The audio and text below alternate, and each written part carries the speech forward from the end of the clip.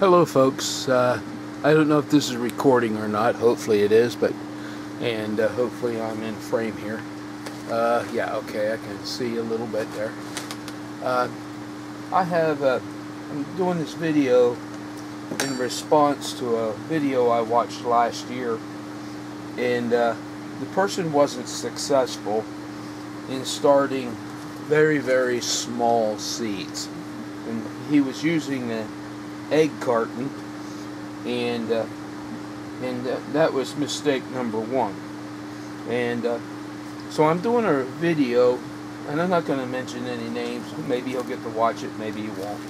But for those of you that are afraid or have not been successful starting really, really small seeds, it's not that hard if you know what the basics. And it took me a while to figure it out. We did things the old-fashioned way growing up, but this is a lot better.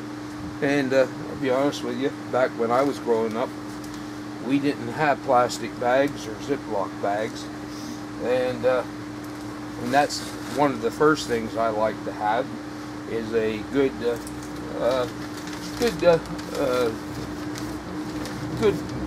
bag. I'm sorry about the noise. They're hauling poo from the turkey barn right up the road here, and they've been going past it here. Yeah, we have all kinds of barns around here. So you get yourself first thing is getting yourself a container with some depth. I wouldn't want anything less than 2 inches. A container that you get baked goods in, and this is some I had started, and these were small seeds. This is something my wife got something at the Mennonite store, and it's approximately 2 inches of depth, and that would be a minimum for me. I prefer something like this freezer. Well, we use it for the freezer. This tub with it had a snap lid. Now, when I say small seeds, you know, and there are small seeds, and then there's really small seeds. The Bible talks about the grain of mustard being the smallest of seeds. Well, there are seeds smaller than mustard, but when they grow up, it turns into a tree that the birds can land in. Well, I don't know if you can see that or not, but that dust there is flowering tobacco. Stevia is similar. And when I bought the seed for this, because I like to plant it because it has a long flower the hummingbirds like, I thought the pack was empty, and it was burnt peas, and it had no seeds in it, or at least I thought it had no seeds in, but the seeds were there, microfine, and there's several thousand plants in my palm, and that's enough that's way more than we need for this here. But now the first thing you want to do is have depth. Why depth? Well, these seeds have no reserve energy in them. A big seed has all kinds of energy, slaps down a root down deep, it can handle the dry. These, well, you can see there's just nothing there. So if it isn't in the soil, and it dries out, it's shot. So I moisten my my potting mix, or my Pro Mix soil, and you can see the vermiculite and all in this, and that's the base. And this is not wet, but it's damp. And I wet it. My soil is always, I don't want it soaking wet, but just damp. So this has been soaked up for a while now. So I'll take these seeds and I'll just lightly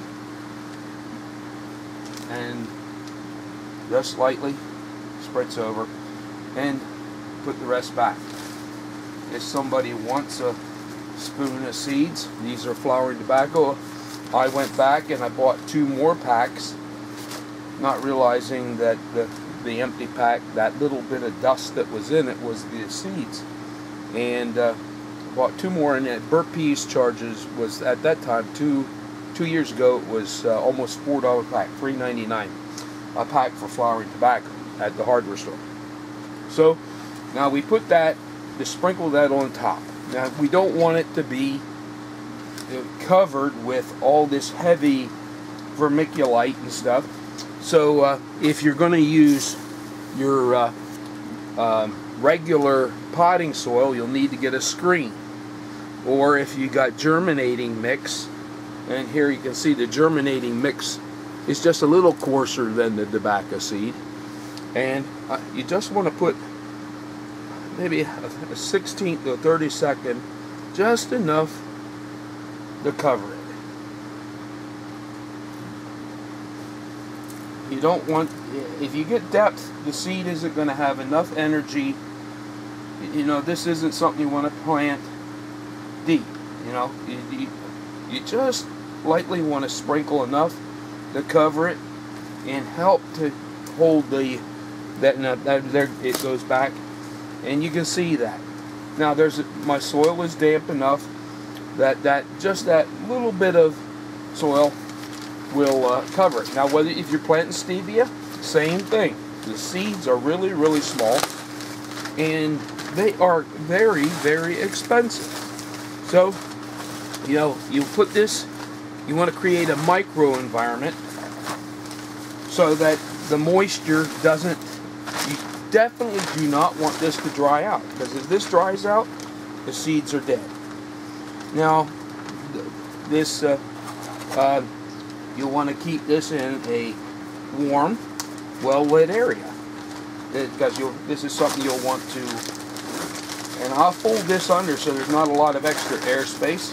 It's here in the greenhouse, and I'll give you an update when I do my garden walk. But now what happens? Here is a chocolate roll with vanilla icing my wife got, and here's what happens with the plants. There's literally hundreds of plants here, and then what I'll do is I'll take get my pots ready, and I don't need more. I give a lot of these away, and I have a whole lot in the garden anyway. And I take I usually use a fork, and then I just go in under the little plant, and like that. Don't want to disturb the root too much, and I'll plant, you know, whatever it comes there. A fork works really, really well, and then I will take that little plant, and there you can see there's a little plant, and I will plant that into into potting soil, and get them that they have more room, because once they grow together, they'll just, you know, bulge out, and then the strongest ones are the only ones that survive. These need to be replanted. I'll give you an update on this. These are approximately 2 weeks old, maybe a little over that. Started in the house under under fluorescent lights, because it gets too cold in here up until this point. And I like to have pretty nice plants to put out for the bees and the hummingbirds when they come. Okay, starting small seeds. You can be successful. It's not that hard. Hey, thanks for watching. Lord bless.